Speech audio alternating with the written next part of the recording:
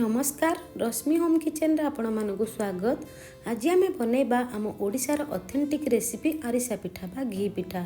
खाइबा पई समस्ते भल पाती, कहते ए पिठा कोठी बनैबा बहुत कष्ट बोली, किंतु सठिक भाग माप जदि रहिथिबो ए पिठा बनैबा बहुत सहज।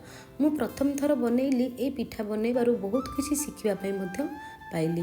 तो वीडियो को फुल वाच करंतु।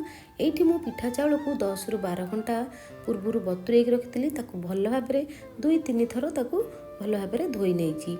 एबे आमे चाउल को गोटे छणी रे आमे छाणी नबा, जेमति कि तार एक्स्ट्रा पानी सबू बाहरी जीवो।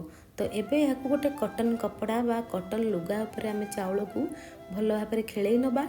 फैन तले बिल्कुल देबे नहीं कि खरारे रखिबे नहीं, एमती खोलारे रखिबे। 10 मिनिट रखिबे, तापरे लुके लुगारे टिके एमती ताकू पोछि नेबे। चाउल को पूरा सुखिबा को देबे नहीं, केवल पानी जेमती छाड़ी जाइथो, किंतु हाथ को हल्का टिके ओदा लागुथो। एबे एहाकू आमे मिक्सिंग जार रे देके याकू ग्राइंड कर नेबे, गोटे चलारे चलै नेबे।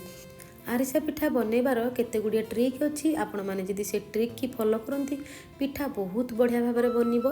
तो एबे आमे चाउल को चलै सारलेनी। एबे याकू हाथ रे प्रेस कर नेकी ताकू आमे कवर कर नबा। चाउल जेमती ओदा अछि बिल्कुल चाउल को सुखिबा को देबे नाही। तो एटा गोटे ट्रिक। तो एबे आमे कड़ाई रे अल्प टिके पानी दे दबा। मु 400 ग्राम चाउल नेइतिली, ता पई 200 ग्राम गुड़ नेइछि। एबे गुड़ आमर मेल्ट हो आसलानी। एबे सेथिरे गुजराती गुंड, पान मधुरी, टेस्ट हिसाब रे लूण अल्प टिके, जेहेतु आमे मिठा बनाउछे अल्प टिके लूण दबा। एबे याकू कंटिन्यूअसली घांटीबा। एबे आमे देखंतु पाग करबा। ए पागटी जेमती चॉकलेट टाइप रो हाथ को लागो, बेसी हार्ड करिवे नाही, बेसी हार्ड कले पिठा टाण हो जाय थाए। तो एबे परफेक्ट अछि। एबे आमे एथिरे चाउल गुंडा अल्प अल्प पकेबा, ताकू घांटी नबा। अल्प अल्प एका संगे पकेबे नाही, नले गेटा है कि बिंडा बिंडा रही जीवो। अल्प अल्प पकाउथिबे, अल्प अल्प घांटीबी। एई भली कंसिस्टेंसी रे रखिबे। देखंतु जदि वीडियो को पसंद करंती प्लीज गोटे लाइक टे कर देबे। जदि चैनल ले नुआ अछंती प्लीज चैनल को सब्सक्राइब करिवे।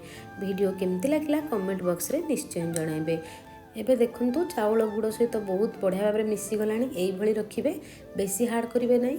एबे एथिरे गोटे चामच गुआ घिओ पकेई देबे। मु गुआ घिओ पकेबार वीडियो शूट करि पारनी। एबे एमती हाथ रे बा कदली पत्र धरिकी याकू एमती हाथ रे प्रेस कर नेबे। हल्का उषुम थिबो जेमती पाग, ठंडा हले हार्ड हे जिवो। याकू एमती राशि लगेकी गढ़ी नेबे। एठी मु गोटे भूल कर नेछि, ए पिठा को बेसी मोटा कि बेसी पतला करंतिनी, मझी मझिया रखंती। मु टिके मोटा कर देइछि। एबे पिठा को गरम तेल रे छाणी नेबे।